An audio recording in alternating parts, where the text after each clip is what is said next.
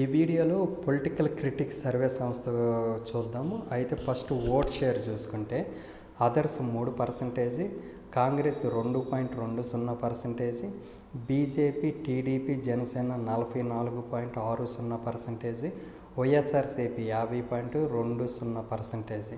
So ఇంకోటి సీట్ల పరంగా చూసుకుంటే అదర్స్ 3%తో 0 సీట్లు, కాంగ్రెస్ 2.20తో 0 సీట్లు, టీడీపీ, బీజేపీ, జనసేన పార్టీ 44.60%తో 44 నుండి 54 సీట్లు, వైఎస్ఆర్సీపీ 50 నుండి 50%తో 121 నుండి 131 సీట్లు అనమాట.